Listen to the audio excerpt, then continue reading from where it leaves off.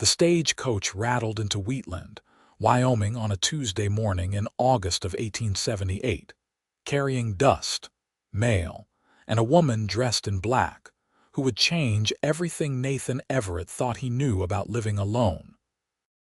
Nathan was leaning against the post outside the general store when he saw her step down from the coach, one gloved hand accepting the driver's assistance while the other clutched a worn leather valise. The sun caught the veil draped over her face, and even through the black netting he could see she was young, perhaps too young to be wearing widow's weeds. Something in his chest shifted, like a door he had kept locked suddenly rattling on its hinges. She stood for a moment on the dusty main street, turning slowly to take in the town. Wheatland wasn't much to look at, just a collection of weathered buildings clustered along the railroad tracks, but it was home to 300 souls trying to make their way in a harsh land. Nathan found himself straightening, brushing dust from his shirt without thinking, his weathered hands suddenly feeling clumsy. The woman's gaze swept past the saloon, the bank, the boarding house, and then stopped on him. Even from 20 feet away, he felt the weight of her attention. She did not look away, and neither did he.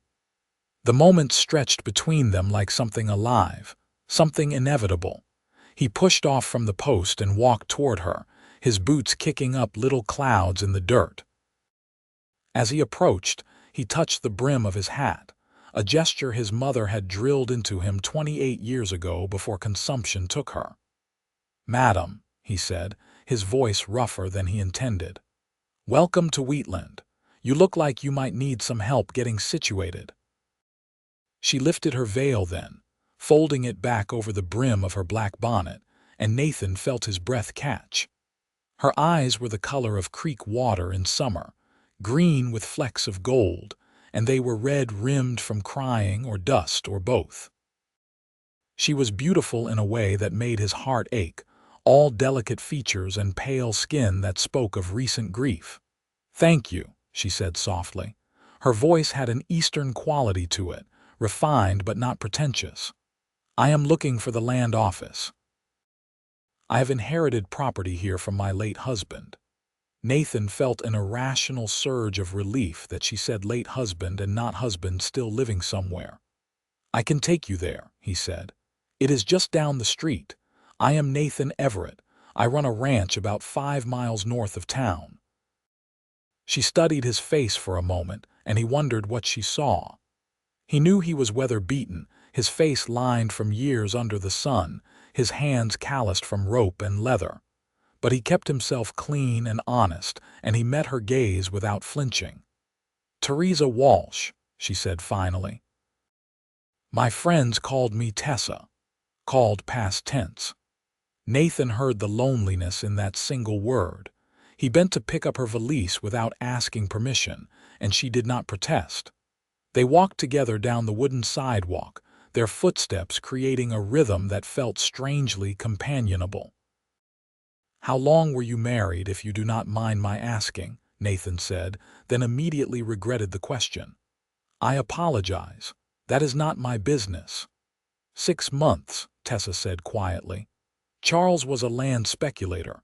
He bought property out here sight unseen, planning to make his fortune.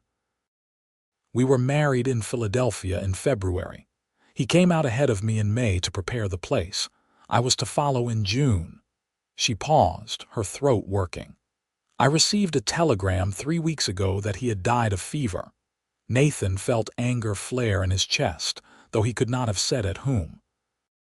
At the dead husband for leaving her, at the fever, at the world for being so cruel to someone who looked like she had already borne enough. "I am sorry for your loss," he said, meaning it. "Are you?" Tessa stopped walking and turned to face him fully. Her eyes searched his with an intensity that made him feel exposed. "Everyone says that, but no one means it. They did not know him. I barely knew him." The honesty of it struck Nathan silent for a moment. Most women, he thought, would hide behind propriety and pretend at deeper grief. But Tessa Walsh seemed determined to speak truth, even when it was uncomfortable. "You are right," he said finally. "I did not know him, so I cannot mourn him, but I am sorry that you are alone in a strange place with no one to help you. That much is true." Something in her expression softened. "Thank you for that." They resumed walking, and Nathan found himself acutely aware of her presence beside him. She was not tall, the top of her head barely reaching his shoulder, but she moved with a quiet determination that spoke of inner strength.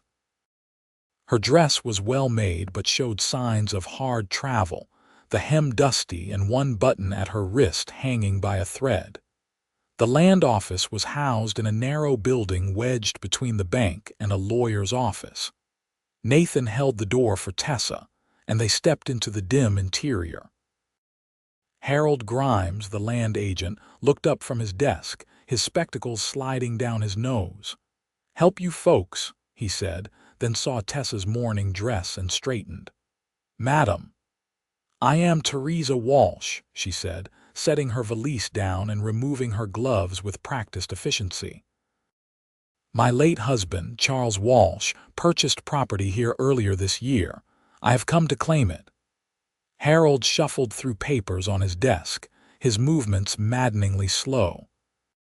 Nathan wanted to reach across and shake the information out of him, but he forced himself to stand quietly, his hat in his hands. "Walsh, Walsh," Harold muttered. "Ah, yes, here we are. Charles Walsh purchased from the railroad in April. 160 acres, approximately 8 miles northeast of town. There is a cabin on the property, though I cannot speak to its condition." He looked up at Tessa over his spectacles. "Are you certain you want to claim this, madam? It is rough country out there. Might be better to sell it and return east where you have family." Tessa's jaw tightened. "I have no family east.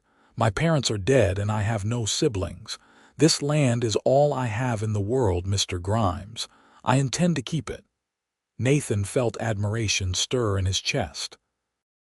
She was scared.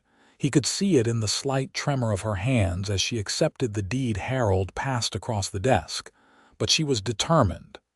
That combination of fear and courage was something he understood intimately. "The property adjoins mine," Nathan heard himself say. "If you would permit me, madam, I would be happy to escort you out there and help you assess what needs to be done." Both Tessa and Harold turned to look at him. Harold's expression was knowing, almost amused. Tessa's was more complex, surprise and suspicion and something else he could not quite name. "Why would you do that?" she asked. "Because it is the right thing to do," Nathan said simply. "And because neighbors help each other out here. That is how we survive." Tessa studied him for a long moment, and Nathan forced himself to stand still under her scrutiny. He was not a man given to impulsive gestures, but from the moment he had seen her step off that stagecoach, something in him had recognized something in her. Fate, his mother would have called it. Destiny. Nathan did not know if he believed in such things, but he knew he could not let this woman disappear into the vastness of Wyoming without at least trying to help her. "All right," Tessa said finally. "I would appreciate your assistance, Mr. Everett." "Nathan," he corrected gently. "We don't stand much on formality out here." "Then you should call me Tessa." They settled the paperwork with Harold, who made several more attempts to convince Tessa to sell, all of which she politely but firmly refused. When they stepped back out into the August heat, Nathan felt as though something fundamental had shifted in his world, though he could not have explained how or why. "I need to collect some supplies," Tessa said, squinting against the sun. "And I suppose I should arrange for transportation." "I have a wagon at the livery," Nathan said. "We can load your things and head out this afternoon if you are up for it. Otherwise, you could spend the night at the boarding house and we could go tomorrow morning." Tessa looked down the street toward the boarding house, then back at Nathan. "This afternoon," she decided. "I am anxious to see the place, and I would prefer not to spend money on lodging if I have my own property to stay on." Nathan nodded, understanding the practicality even as he worried about what they might find. He had passed the Walsh property several times in the past months and seen smoke from the cabin chimney, but he had never approached, respecting the occupant's privacy. He had not known Charles Walsh was sick, had not known the man at all really. Now he wondered if he should have been more neighborly, if he could have helped. They spent the next hour at the general store, with Tessa purchasing basic supplies. Nathan watched as she considered each item carefully, calculating costs in her head. She bought flour, beans, coffee, salt pork, a few cans of peaches. She also purchased practical items like matches, candles, soap. Nathan noticed she bought no luxuries, nothing to make the harsh life ahead any easier. When she reached for her coin purse, Nathan shook his head. "Let me get these," he said. Tessa's eyes flashed. "I do not accept charity, Mr. Everett." "Nathan," he reminded her. "And it is not charity. Consider it a loan between neighbors. You can pay me back when you are settled." She hesitated, pride warring with practicality.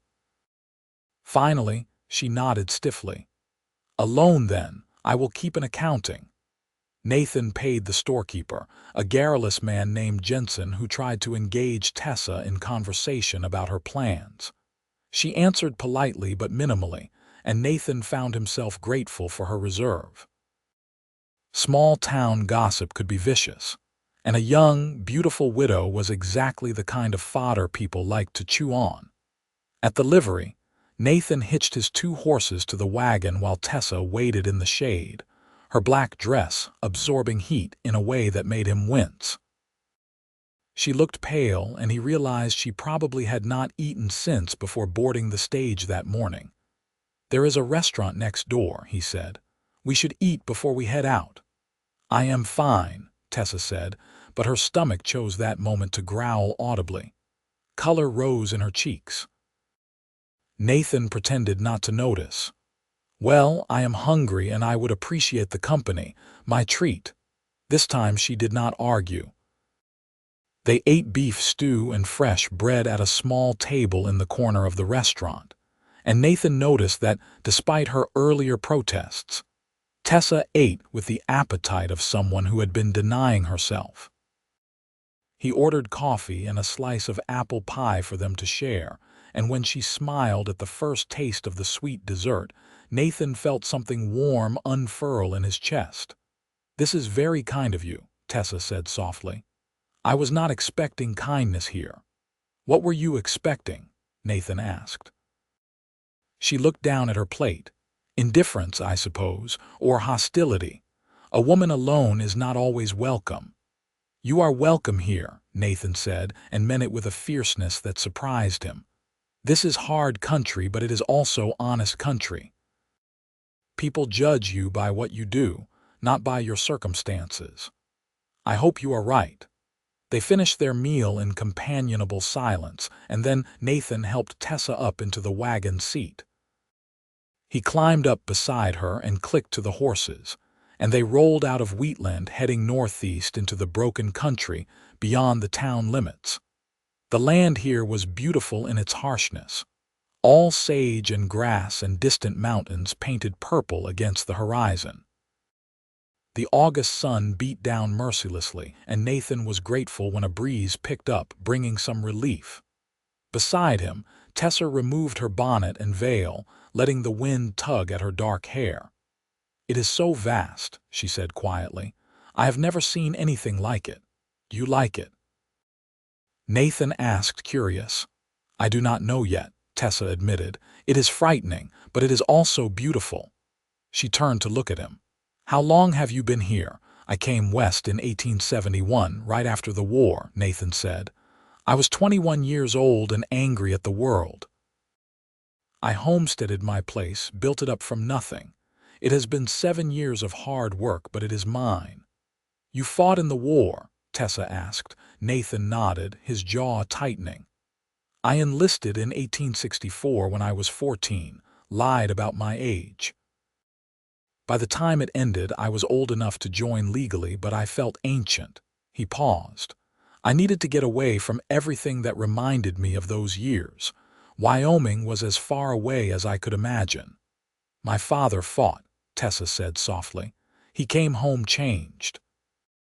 He died when I was 16, and I always felt like the war killed him, even though it was actually his heart.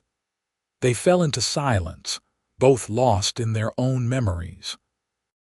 Nathan found himself acutely aware of Tessa's presence beside him, the way her shoulder occasionally brushed his as the wagon jolted over rough ground.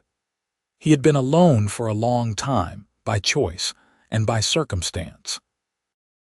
The few women in Wheatland were either married or unsuitable, and Nathan had never felt inclined to pursue anyone.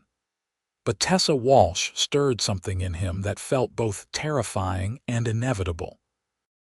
After about 90 minutes of travel, Nathan turned the wagon onto a faint track that led through stands of cottonwood trees. "This should be your property line," he said.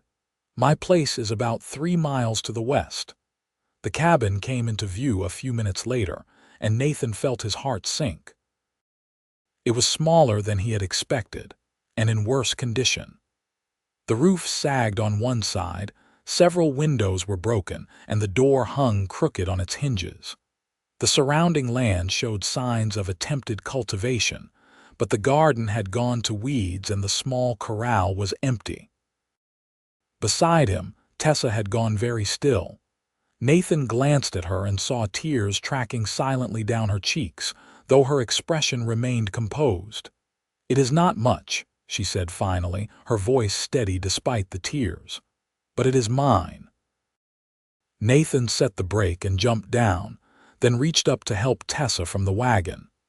His hands spanned her waist easily, and he was struck by how fragile she felt, all delicate bones and determination.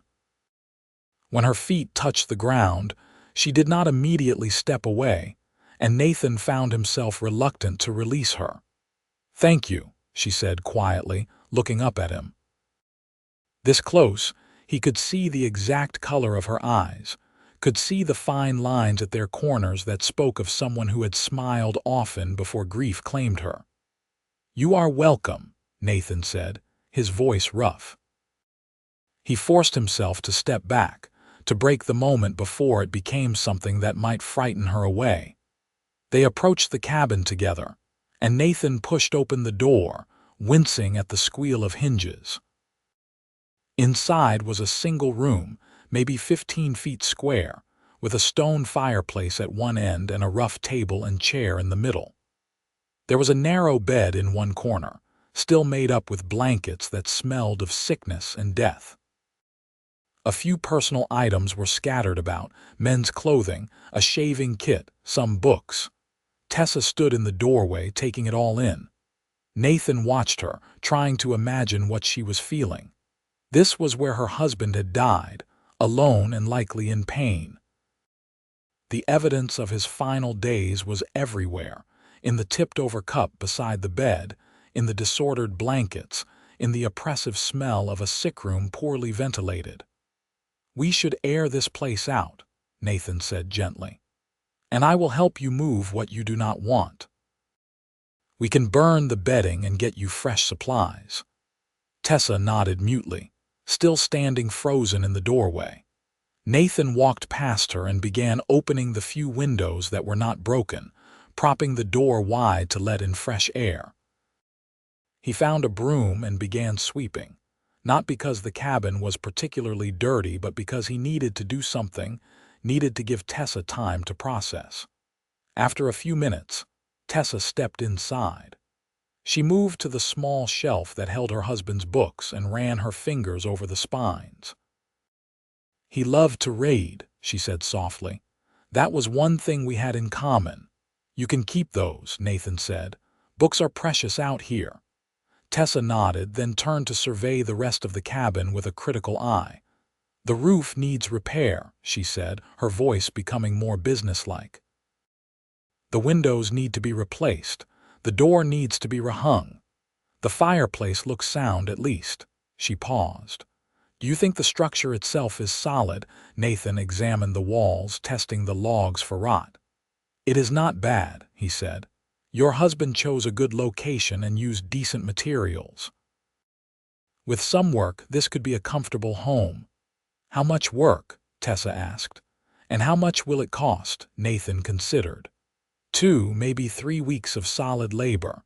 As for cost, not much if you are willing to do most of it yourself. I can help with the major repairs. Lumber is not cheap, but the railroad usually has scraps they will sell at a discount. Tessa nodded slowly. "I can work.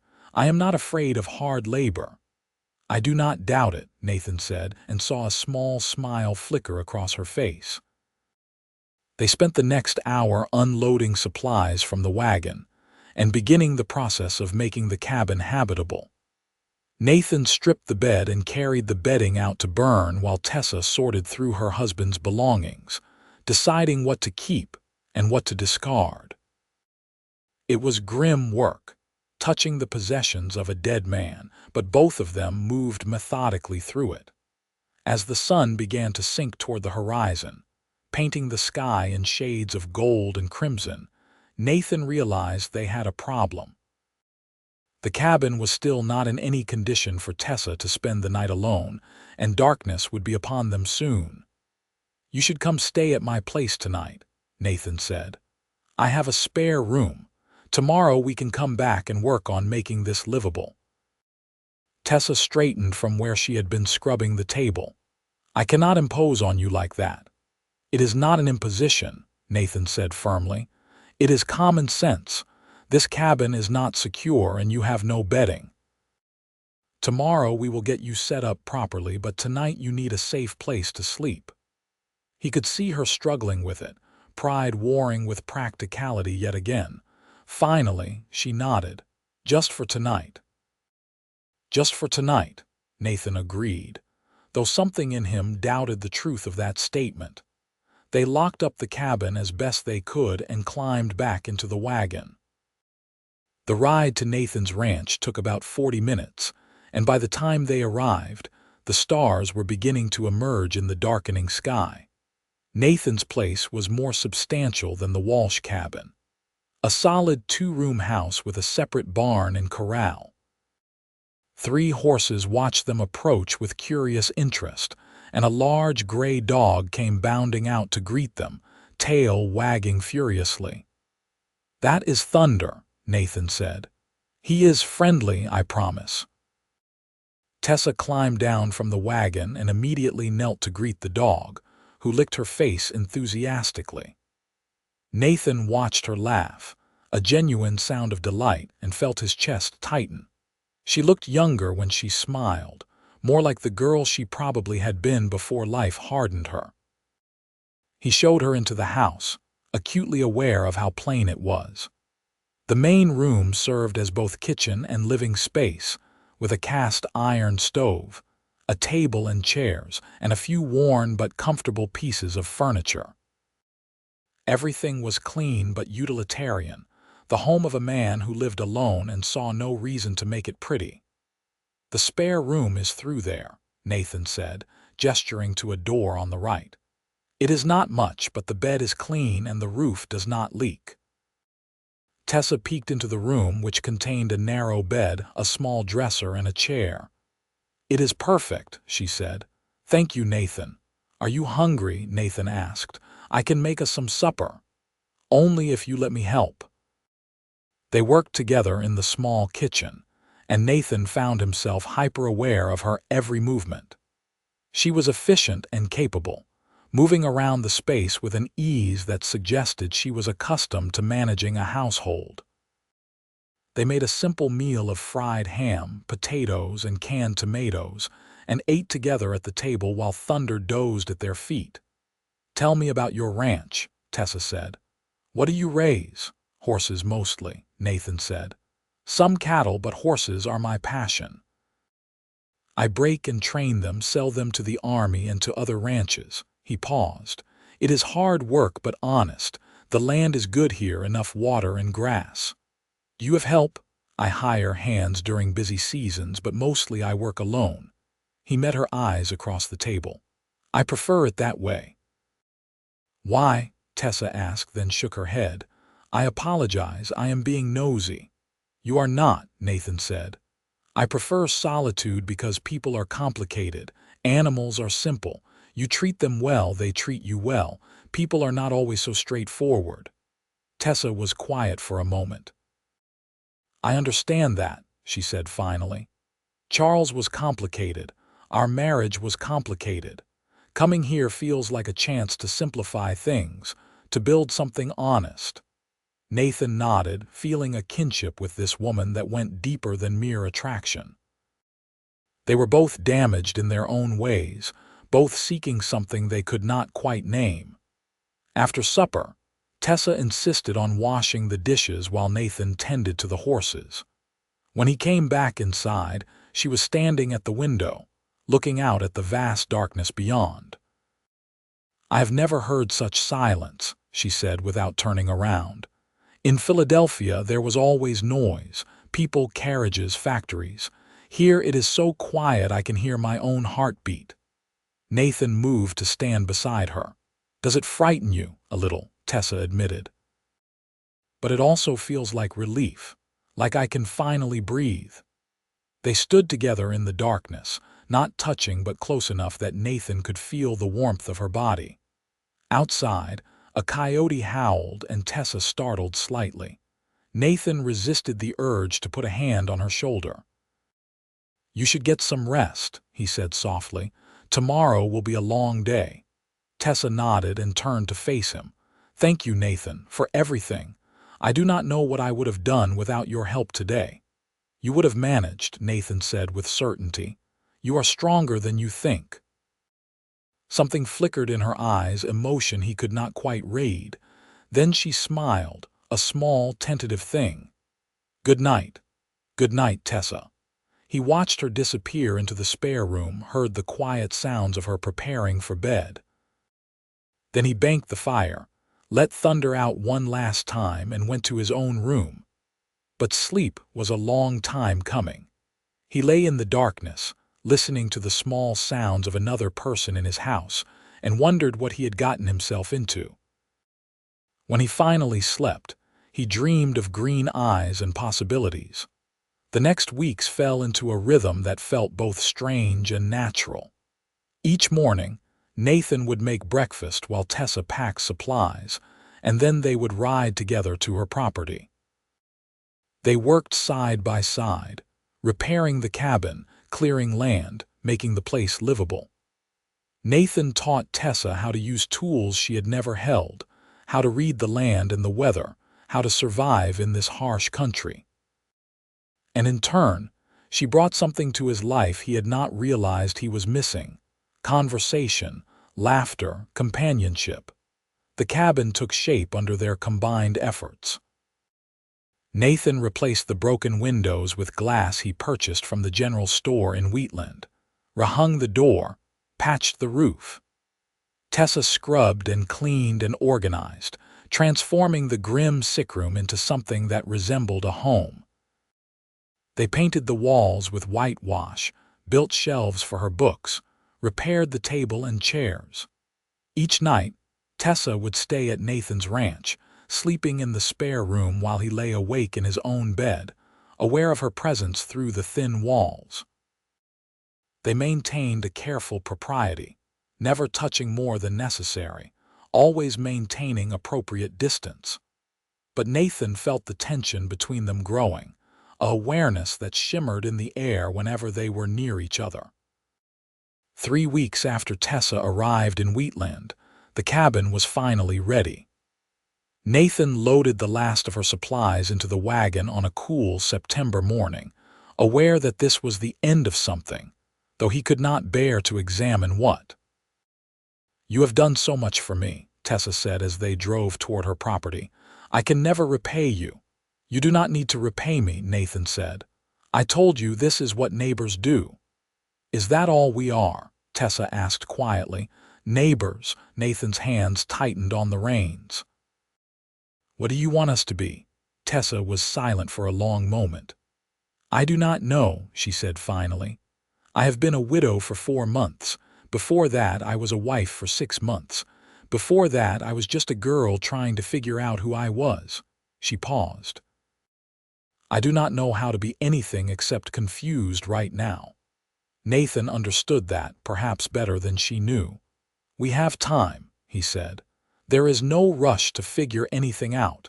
They reached her cabin, and Nathan helped her unload the last of her things. The place looked cozy now, almost welcoming. Tessa had hung curtains in the windows and arranged her few possessions with care.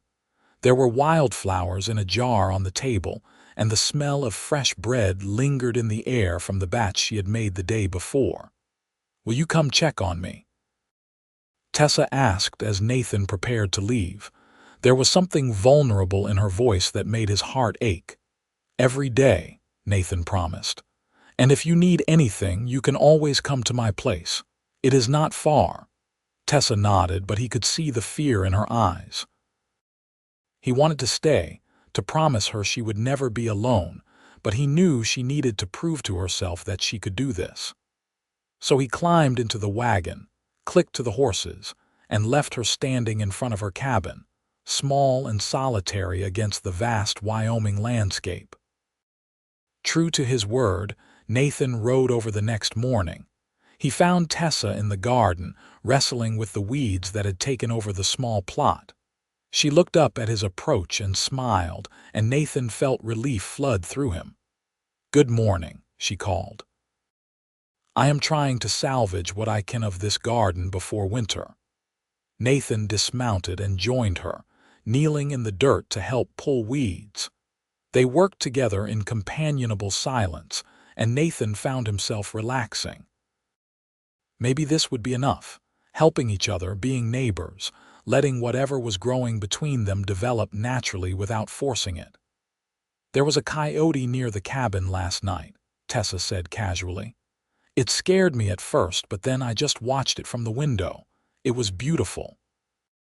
"Did you sleep well otherwise?" Nathan asked. "Better than I expected," Tessa admitted. "It was strange being alone, but also peaceful. I felt like I could think for the first time in months." They talked as they worked, easy conversation about nothing in particular. Nathan told her about his horses, about the foals he was expecting next spring. Tessa talked about the books she was reading, about her plans for the property. It was domestic and comfortable, and Nathan found himself reluctant to leave when the sun climbed high overhead. "Will you stay for lunch?" Tessa asked. "I made too much bread yesterday." So Nathan stayed, and they ate fresh bread with butter and jam, sitting at her table while afternoon light slanted through the clean windows. As he was preparing to leave, Tessa walked with him to where his horse was tethered. "Nathan," she said, then hesitated. "I am glad you were there that first day, at the stagecoach. I felt lost, but then you were there, and somehow I knew everything would be all right." Nathan looked down at her, at this woman who had arrived without warning and somehow become essential to him in just a few short weeks. "I felt the same," he admitted. "When I saw you step off that stage, something told me that my life had just changed, that you were important somehow." Tessa reached out and touched his hand, just a brief pressure of her fingers against his. "Give me time," she said softly. "I am not ready for anything yet, but maybe someday." "I will wait," Nathan said simply. "As long as you need." He rode home feeling both hopeful and anxious, aware that he was falling for a woman who might never be ready to fall back. But he had meant what he said. He would wait. Some things were worth waiting for. The autumn passed in a blur of work and quiet companionship. Nathan helped Tessa prepare her property for winter, cutting firewood and weatherproofing the cabin.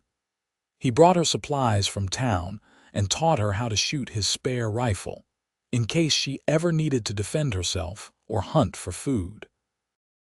In return, she mended his clothes, cooked meals they shared together, brought books for him to borrow. The people of Wheatland noticed, of course. A handsome bachelor and a young widow spending so much time together was exactly the kind of thing that set tongues wagging. Nathan weathered the knowing looks and occasional ribald comments with his usual stoic silence. Tessa, he noticed, held her head high and refused to be cowed by gossip. "Let them talk," she said one day when he mentioned the attention they were drawing. "I am not doing anything shameful." "Neither are you. If people want to make something sordid out of simple friendship, that says more about them than about us." Nathan admired her for her refusal to be limited by others' opinions. She was building a life on her own terms, and he respected her for it even as he longed for her to build that life with him. The first snow came in late October, dusting the ground with white and signaling the true beginning of winter. Nathan rode to Tessa's cabin that morning and found her standing outside, face turned up to catch the falling flakes on her tongue like a child. "It is beautiful," she said, laughing. "I have seen snow before, obviously, but never like this. Never so clean and pure." Nathan watched her spin in a circle, her dark hair coming loose from its pins, her cheeks flushed with cold and joy. She looked alive in a way she had not that first day, when grief and uncertainty had weighed her down. Wyoming was changing her, hardening her in some ways but also freeing her. "Come inside," Tessa said, grabbing his hand and pulling him toward the cabin. "I will make coffee and we can watch the snow together." They sat at her table, warm mugs cradling in their hands, and watched the world turn white beyond the window. Thunder, who had begun dividing his time between both properties, dozed contentedly by the fire. "I have been thinking," Tessa said slowly. "About Charles." Nathan said nothing, just waited for her to continue. "I did not love him," Tessa said, staring into her coffee. "I know I should have, but I did not. We married because it made practical sense. He needed a wife to help him build his new life out west, and I needed security after my parents died. I thought love would come later." She paused. "But then he died, and I felt guilty for not grieving him properly. For being relieved in some ways to be free." "That does not make you a bad person," Nathan said gently. "Does it not?" Tessa looked up at him, her eyes bright with unshed tears. "What kind of woman is relieved by her husband's death?" "A woman who was trapped in a marriage that was not right for her," Nathan said firmly. "Tessa, you cannot build your life on guilt. Charles made his choices, you made yours, and fate intervened. You are allowed to move forward." "Is that what I am doing?" Tessa asked. "Moving forward?" "I hope so," Nathan said, "because I would very much like to be part of your future if you will let me." The words hung between them, honest and vulnerable. Tessa stared at him, and Nathan watched emotions play across her face: surprise, fear, hope. "Nathan," she whispered, "I am so scared." "Of what?" he asked, though he thought he knew. "Of making another mistake, of choosing wrong again, of hurting you because I am not ready or not capable of loving properly." She set down her mug with shaking hands. "What if I am broken somehow? What if I cannot be what you need?" Nathan reached across the table and took her hands in his. They were small and cold, and he warmed them gently. "You are not broken," he said with conviction. "You are healing. There is a difference. And as for what I need, all I need is honesty. I need you to be exactly who you are, not who you think you should be." "Who I am is confused and scared and still figuring things out," Tessa said. "That is good enough for me," Nathan said. "Tessa, I have been alone for 7 years by choice. I did not want anyone in my life because I did not want to risk the pain that comes with caring. But then you stepped off that stagecoach, and I knew. I knew that you were worth the risk. I knew that whatever happened, I would never regret knowing you." A tear slipped down Tessa's cheek. "How can you be so sure?" "I cannot explain it," Nathan said. "Call it fate, call it instinct, call it whatever you want, but I am sure, Tessa. I am sure in a way I have never been sure of anything." Tessa pulled one hand free and wiped at her tears. "I care for you," she said softly. "More than I expected to, more than I thought I was capable of, but I am still so scared." "Then be scared," Nathan said. I am scared too, but maybe we can be scared together." Tessa laughed through her tears, a watery, beautiful sound. "That is not very romantic." "I am not a romantic man," Nathan admitted. "I am practical and blunt, and I do not know pretty words. But I know how I feel, and I know that I want to spend my days working beside you and my nights, talking with you and my years, building something real with you." Tessa squeezed his hand. "I want that too," she whispered. "But I need more time. Is that all right?" "Take all the time you need," Nathan said. "I am not going anywhere." They sat there for a long time, hands linked across the table, watching the snow fall. It felt like a turning point, like they had crossed some invisible threshold, even though nothing concrete had changed. Nathan felt hope kindle in his chest, fragile but persistent. When he finally rode home that evening, the world was blanketed in white and the stars were brilliant overhead. Thunder loped beside his horse, and Nathan found himself whistling, something he had not done in years. Maybe, he thought, everything really would be all right. Winter settled over Wyoming with typical harshness, bringing blizzards and bone-deep cold. Nathan worried constantly about Tessa alone in her small cabin, and he rode over every day unless the weather made it impossible. On the worst days, when the wind howled and the snow piled in drifts, he would arrive to find her huddled by the fire, wrapped in every blanket she owned. "You should stay at my place during the worst of winter," he suggested one brutal January day. "The cabin is harder to heat, and if something happened, you would be alone." Tessa shook her head stubbornly. "I need to prove I can do this. I need to know I can survive on my own." Nathan understood that need, even as it frustrated him. So he made sure she had plenty of firewood, taught her how to bank the fire to last through the night, brought her supplies so she never ran low.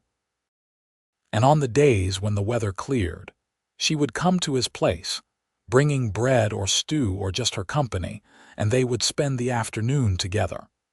They talked endlessly those winter months, learning each other in ways that went deeper than simple attraction. Nathan told her about the war, about things he had never spoken of to anyone. The fear and the blood and the way it felt to watch friends die for causes that seemed increasingly meaningless. He told her about his family, about the farm in Indiana that he had fled, unable to reconcile the peaceful fields with the violence he had witnessed. Tessa told him about her childhood in Philadelphia, about her mother's long illness and her father's grief-stricken decline. She spoke of her brief marriage with more honesty than Nathan had expected, admitting that Charles had been kind but distant, more interested in his schemes and plans than in building a genuine partnership. "I think he married me because he wanted the appearance of respectability," Tessa said one snowy afternoon. "A family man looks more trustworthy, more stable, but he did not actually want a real marriage. He wanted a prop for the life he was trying to build." "That must have been lonely," Nathan said. "It was," Tessa admitted. "But in some ways it prepared me for this, for being alone, for relying on myself. Charles and I barely knew each other, barely spoke beyond pleasantries. This, what you and I have, is so much more real already." The words warmed Nathan more than the fire ever could. They were sitting on his couch, a respectable distance between them but close enough that he could see the firelight reflected in her eyes. Outside, wind rattled the windows, but inside was warm and safe. "Tessa," Nathan said carefully, "I know you need time and I am not trying to rush you, but I need you to know that my feelings have not changed. If anything, they have only grown stronger." Tessa looked at him, and Nathan saw something shift in her expression. "Nathan," she said softly, "I think I am ready to stop being scared." "What does that mean?" Nathan asked, afraid to hope. Tessa moved closer, closing the distance between them. "It means that I care for you. It means that when I am with you, I feel safe and seen and valued." It means that I think about you constantly, that I miss you when you are gone, that the best part of my day is when I hear your horse approaching." She paused, taking a shaky breath. "It means that I think I am falling in love with you, and that terrifies me, but I do not want to fight it anymore." Nathan felt like the air had been knocked from his lungs. "You are falling in love with me," he repeated, needing to hear it again. "I am," Tessa confirmed. "I do not know how it happened exactly.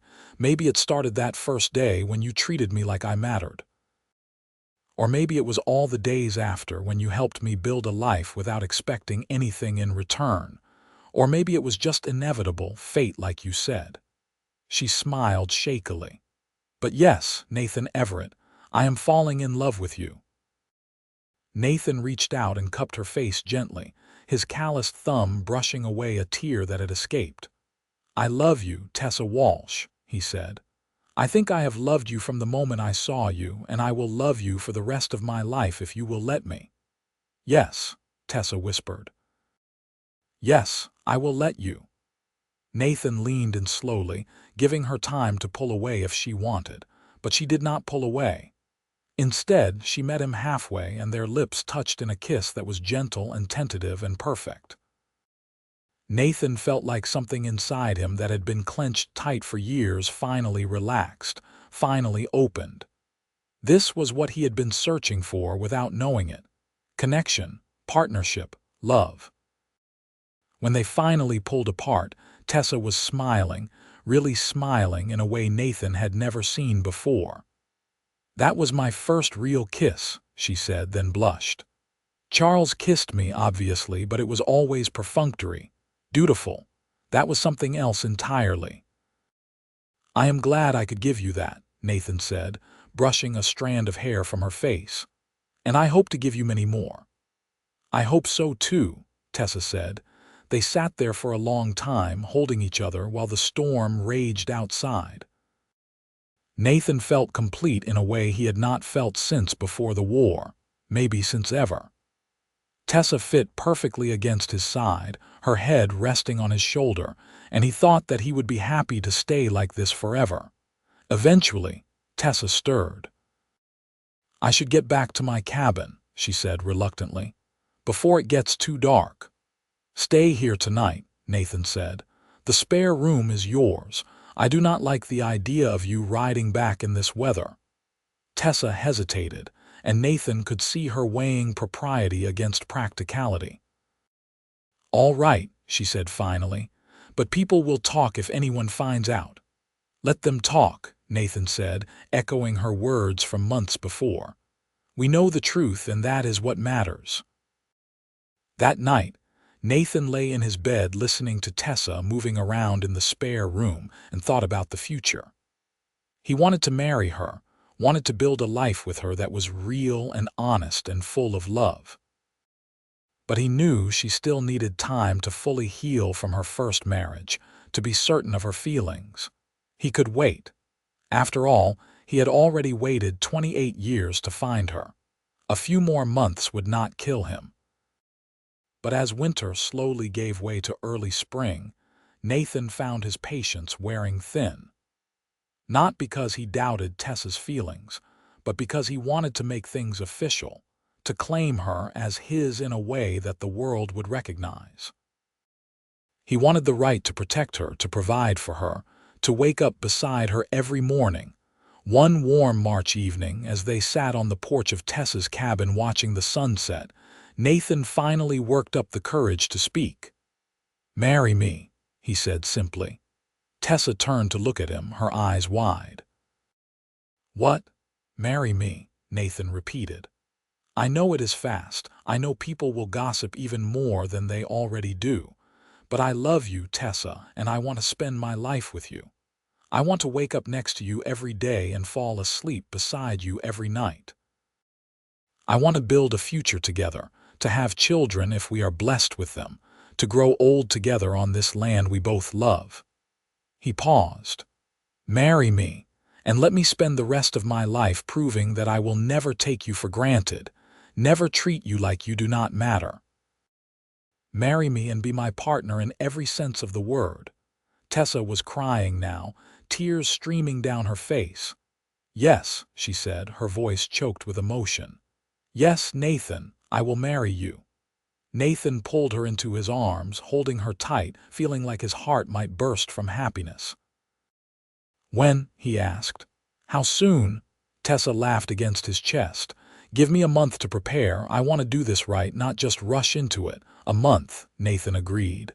"I can wait a month." The next weeks passed in a blur of preparation. Tessa sewed herself a new dress. Not white because propriety demanded she respect her previous marriage, but a beautiful blue that brought out her eyes. Nathan rode into Wheatland and bought a simple gold band from the jeweler, spending more than he probably should have but not caring. He cleaned his house from top to bottom, made repairs he had been putting off, built new furniture for the second bedroom that he hoped would one day be a nursery. The whole town knew about the upcoming wedding within days, and reactions were mixed. Some people were happy for them, congratulating Nathan when he came to town for supplies. Others were scandalized that Tessa was remarrying less than a year after her husband's death. Nathan did not care about the gossip. Neither did Tessa. They were building something real, and outside opinions did not matter. They married on a perfect April morning in 1879, in the small church in Wheatland with a handful of friends as witnesses. The circuit preacher performed the ceremony, and Nathan felt his throat tighten as Tessa walked down the aisle toward him. She was beautiful, her dark hair piled high, her blue dress simple but elegant. But more than her physical beauty, Nathan was struck by the happiness in her eyes, the smile that lit her entire face. He took her hand when she reached him, and they spoke their vows with complete sincerity. Nathan promised to love and cherish her, to provide for her and protect her, to be faithful and true for all his days. Tessa promised the same, her voice clear and strong. And when the preacher pronounced them man and wife, Nathan kissed his new wife with a joy that bordered on reverence. The gathered guests cheered, and someone had organized a simple reception at the restaurant. But Nathan and Tessa only stayed for an hour, politely accepting congratulations before making their escape. They rode back to Nathan's ranch, which was now officially their ranch, and Nathan carried Tessa over the threshold, both of them laughing. That night, they truly became husband and wife in every sense, and Nathan learned that love could be both tender and passionate, gentle and fierce. Tessa was everything he had ever wanted and things he had not known to hope for. Afterwards, they lay tangled together in the darkness, and Nathan felt a peace settle over him that he had not known since childhood. "I love you," Tessa whispered against his chest. "I never thought I could be this happy." "Neither did I," Nathan admitted. "But here we are, Tessa agreed. They settled into married life with surprising ease. Tessa moved into Nathan's ranch, and they decided to rent out her cabin to a young couple who had recently arrived in the area. The extra income would help them build up their savings, and it felt good to help someone else the way Nathan had helped Tessa. Life fell into a comfortable rhythm. They worked together during the day, Nathan teaching Tessa about the horses and cattle, Tessa managing the household and vegetable garden. In the evenings, they would sit together reading or talking, sharing their days and their dreams. They attended church on Sundays, went to town dances occasionally, slowly built a network of friends and neighbors. Tessa proved to have a natural talent with horses, and Nathan found himself relying on her more and more with the training. She was patient and gentle, able to calm even the most skittish animals. Together, they built a reputation for quality stock, and business grew steadily. In July, 3 months after their wedding, Tessa told Nathan she was pregnant. He picked her up and spun her around, both of them laughing and crying at once. They had hoped for children but had not wanted to be disappointed if it did not happen right away. But here was proof that their love was creating something new, something beautiful. "A baby," Nathan kept saying, unable to quite believe it. "We are going to have a baby." "You are going to be a father," Tessa said, beaming at him. "A wonderful father." The pregnancy progressed normally, and Nathan found himself constantly worried and amazed in equal measure. He watched Tessa's body change, saw the swell of her belly grow, felt the baby kick against his palm. It was miraculous and terrifying. He had survived a war, built a ranch from nothing, tamed wild horses. But the thought of being responsible for a tiny human being scared him more than any of that. "You will be fine," Tessa assured him one evening as they sat together, his hand resting on her stomach. "We will figure it out together, just like we have figured out everything else." Their son was born on a cold February morning in 1880, after a long night of labor that left Nathan feeling helpless and useless. But when the midwife finally placed the squalling, red-faced infant in his arms, Nathan felt something shift irrevocably in his chest. This was his son. His and Tessa's. A new life, full of potential and possibility. "What should we name him?" Tessa asked, exhausted but glowing. Nathan looked down at the baby, who had stopped crying and was staring up at him with unfocused blue eyes. "What about Peter?" he suggested. "After my father." "Peter Everett," Tessa said, trying it out. "I like it." "Hello, Peter. Welcome to the world." Peter was an easy baby, quick to smile and slow to fuss. Nathan found fatherhood both harder and easier than he had expected. The sleepless nights were brutal and the constant worry was exhausting. But the joy of watching his son grow, of seeing Tessa as a mother, made every difficult moment worth it. As Peter grew from infant to toddler, the ranch continued to prosper. Nathan and Tessa hired a young man named James to help with the work, which allowed Nathan more time to focus on training and Tessa more time to focus on their son. They expanded the barn, built a larger corral, purchased more breeding stock. Life was good, better than Nathan had ever imagined it could be. When Peter was 2 years old, Tessa became pregnant again. This time, she carried the pregnancy with more confidence, less worry. She knew what to expect, knew that her body could do this. And in November of 1882, she gave birth to a daughter they named Anna, after Tessa's mother. Anna was a different child than Peter had been, more vocal and demanding, but Nathan loved her fierce spirit. She had Tessa's green eyes and his dark hair, and she wrapped him around her tiny finger from the moment of her birth. "2 children," Nathan said one night, holding Anna while Tessa helped Peter get ready for bed. "Can you believe we have 2 children?" "I can believe anything now," Tessa said, smiling at him. 4 years ago, I stepped off a stagecoach with nothing but grief and uncertainty. Now I have a husband I love, 2 beautiful children, and a life I could never have imagined. It seems like a dream sometimes." "If it is a dream, I never want to wake up," Nathan said. The years passed quickly, marked by the milestones of their children's growth and the steady expansion of their ranch. Peter grew into a serious, thoughtful boy who loved the horses as much as Nathan did. Anna was wild and fearless, always climbing trees or chasing the ranch dog or getting into mischief. They fought constantly but loved each other fiercely, and Nathan could not imagine life without their noise and energy. Nathan and Tessa's love only deepened with time. They had their disagreements, of course.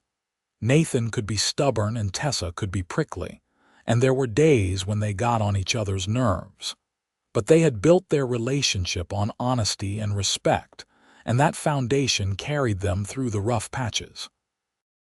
On their 5th anniversary, Nathan surprised Tessa with a trip to Cheyenne, just the 2 of them, leaving the children with a trusted neighbor. They spent 3 days acting like newlyweds, eating at restaurants, attending a theater performance, sleeping late in a hotel bed. It was glorious and romantic, and Nathan fell in love with his wife all over again. "Thank you for this," Tessa said as they rode the train home. "Sometimes I forget that I am not just a mother and a rancher. It is nice to remember that I am also a woman, a wife." "You are everything," Nathan said, taking her hand, "and I will never let you forget that."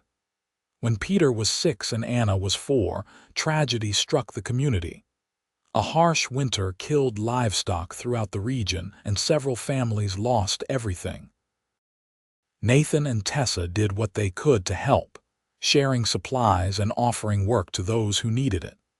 They weathered the winter better than most, thanks to Nathan's careful planning and Tessa's frugality, but it was a stark reminder of how precarious life could be. "We are lucky," Tessa said one night watching their children sleep. "So incredibly lucky." "Blessed," Nathan agreed, "in ways I never expected to be." In 1885, when Nathan was 35 and Tessa was 27, they welcomed their third child, another boy they named Thomas. Peter was thrilled to have a brother, and Anna was less impressed, but eventually came around.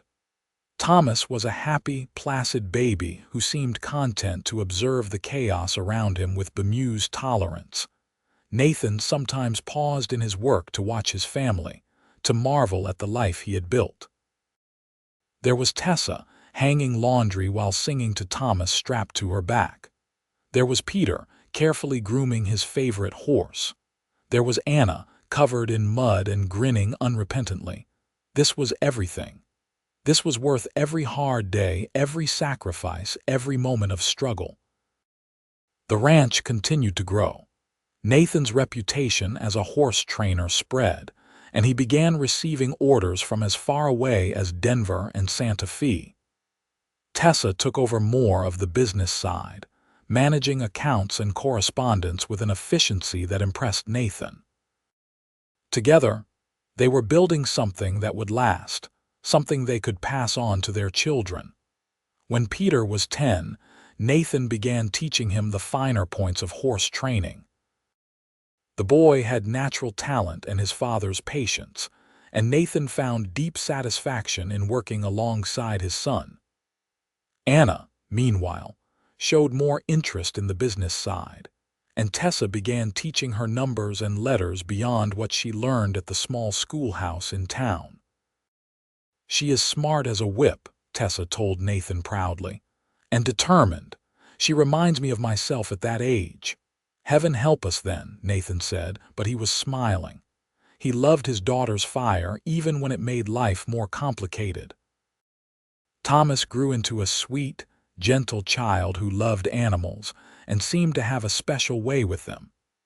He could calm spooked horses with just his voice, and strays of all kinds followed him home.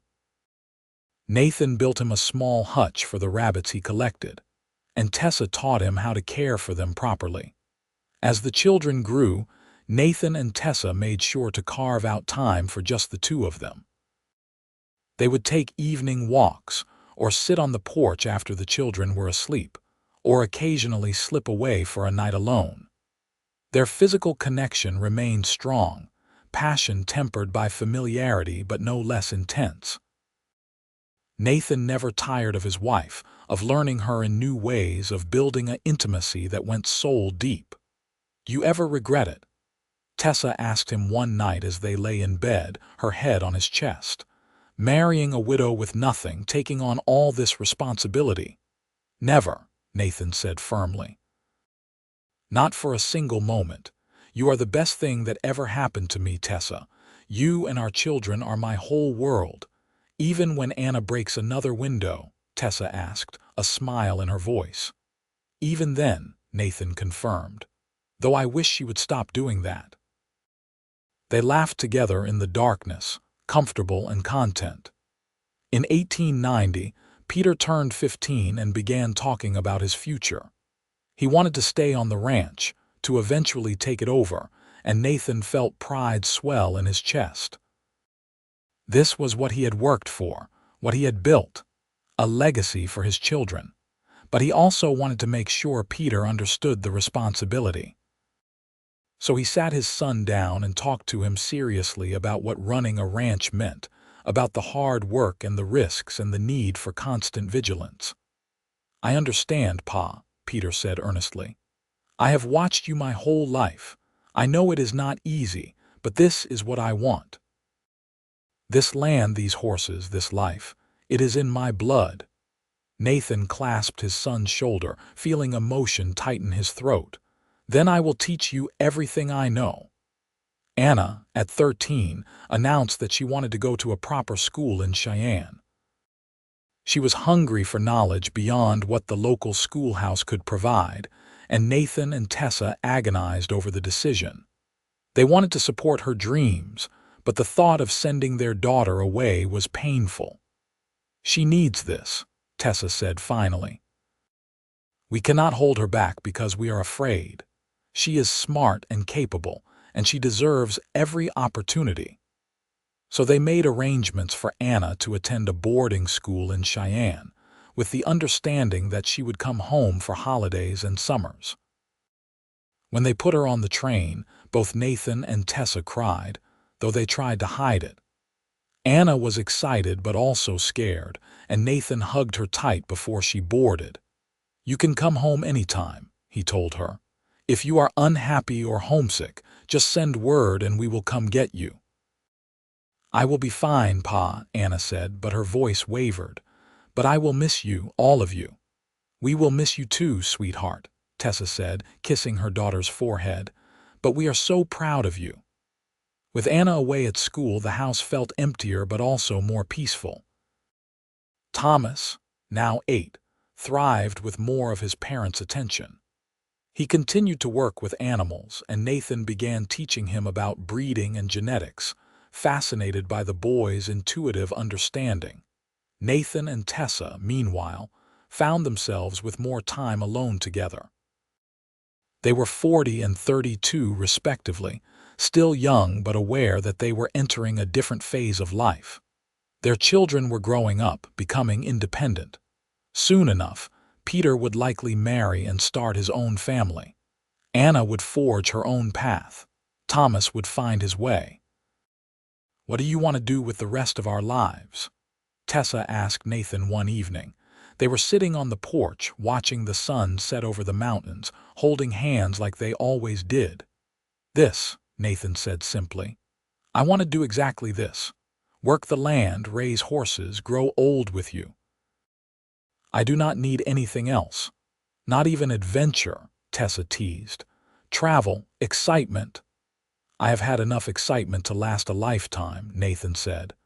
"Before I met you, I was just surviving, just going through the motions. You gave me a reason to truly live. Our children, this ranch, our life together, that is my adventure.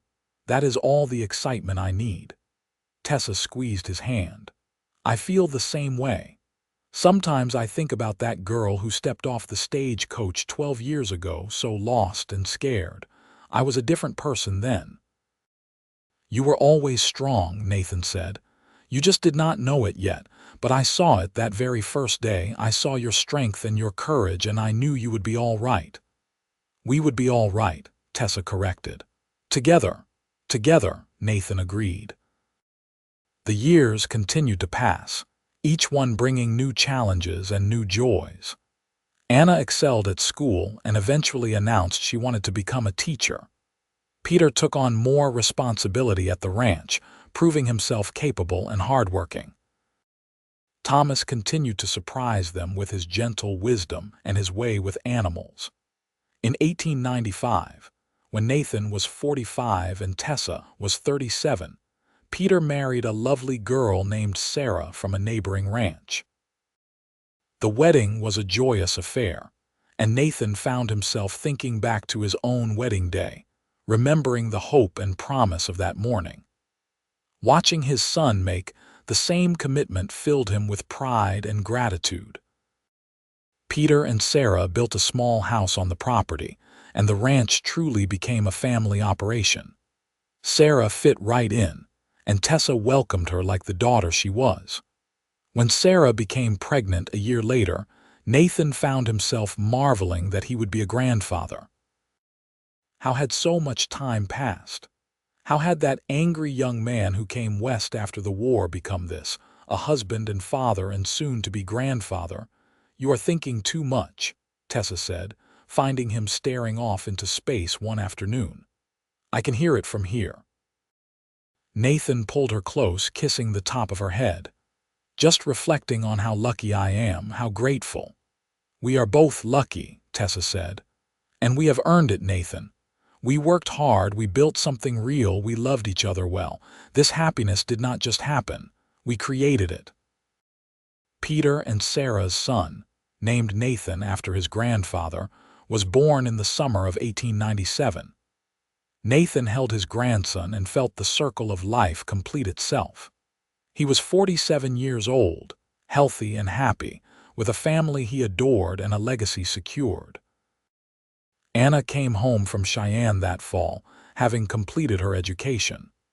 She had offers to teach in the city, but to everyone's surprise, she decided to stay in Wyoming, taking a position at the Wheatland schoolhouse.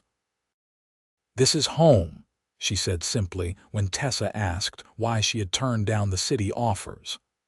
"I want to be near family. I want my future children to grow up knowing their cousins and grandparents. I want the kind of life you and Pa built." Anna met a young lawyer in Wheatland named Robert, and they courted for a year before marrying in 1899. Nathan walked his daughter down the aisle, his heart full to bursting. She looked so much like Tessa had on their wedding day, beautiful and confident and happy.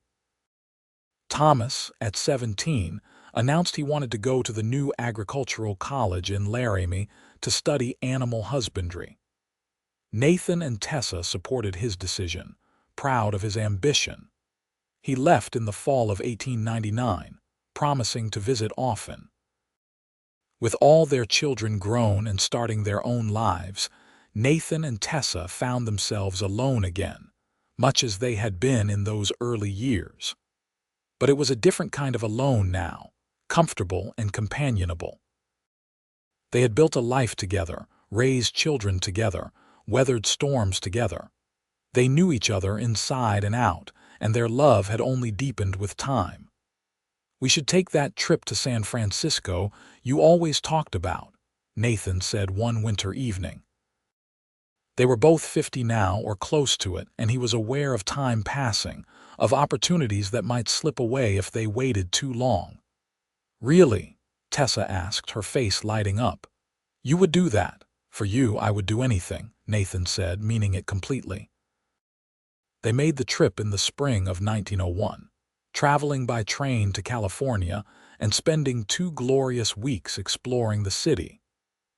They saw the ocean for the first time together, walked hand in hand along the beach, stayed in a fancy hotel that made Tessa laugh with delight. It was a perfect adventure, made more perfect by the fact that they shared it. On their last night in San Francisco, they had dinner at an elegant restaurant overlooking the bay. Nathan looked across the table at his wife, at Tessa, who was 52 now. Her dark hair threaded with silver, fine lines around her eyes from years of squinting into the sun. She was more beautiful to him now than she had been at 25. Every line, every mark of age, represented a year they had shared, a memory they had built together. "What are you thinking about?" Tessa asked, catching his gaze. "I am thinking that I love you more every day," Nathan said. "I am thinking that marrying you was the best decision I ever made. I am thinking that I would live this life 1,000 times and never change a thing." Tessa reached across the table and took his hand. "You remember that first day, when I stepped off the stagecoach and you were standing there?" "I remember," Nathan said. "I remember thinking that my life had just changed, that fate had sent you to me." "I felt the same," Tessa said softly. "I was so lost, Nathan, so scared and alone, but then you were there, and somehow I knew everything would be all right." I knew that I was meant to be there, meant to meet you, meant to build this life we have built." "Fate," Nathan said. "Fate," Tessa agreed. "Or love, or both. Does it matter which?" "No," Nathan said. "It does not matter at all." They returned to Wyoming renewed and refreshed, ready to embrace whatever years remained to them. They continued working the ranch, though Peter did more of the heavy labor now. They played with their grandchildren, attended family dinners, supported their children's dreams and ambitions. Thomas graduated from college and returned home to help modernize the ranch's practices. Anna had 2 children and continued teaching, making a difference in countless young lives. Peter and Sarah had 3 children total, and the ranch rang with the laughter and chaos of the next generation. Nathan and Tessa watched it all with deep satisfaction. They had built something that would outlast them, a legacy of love and hard work and commitment. On quiet evenings, they would still sit on the porch holding hands, watching the sun set over the land they had tamed together. "We did all right, didn't we?" Tessa said one such evening. It was summer of 1905, and they were both in their mid-50s, still healthy and happy. "We did better than all right," Nathan said. "We did everything exactly right. No regrets?" Tessa asked. "Not a single one," Nathan said. "Except maybe that I did not meet you sooner," Tessa laughed. "If you had met me sooner, I would have been a child." "Good point," Nathan conceded. "Then I have no regrets at all, just gratitude for every single day." They sat in comfortable silence as darkness fell and stars emerged overhead. Thunder, now an old dog, dozed at their feet. Somewhere in the house, they could hear their grandchildren playing. Peter and Thomas were in the barn finishing evening chores. Anna and Robert were due to arrive tomorrow for Sunday dinner. This was their life, Nathan thought. This complicated, beautiful, perfect life they had built from nothing but hope and determination and love. 27 years ago, Tessa had arrived without warning, and Nathan had greeted her like fate had sent her. And maybe fate had. Maybe everything had conspired to bring them together, to give them this chance at happiness. Or maybe it was simpler than that. Maybe 2 people had simply chosen each other, day after day, year after year, building love from small moments of kindness and commitment. Maybe fate was just what you called it when you looked back and realized that every choice, every moment, had led you exactly where you were meant to be. "I love you," Nathan said, because it never got old, because he never tired of saying it. "I love you too," Tessa said, leaning her head on his shoulder. "Now and always." "Now and always," Nathan echoed, and that was enough. That was everything.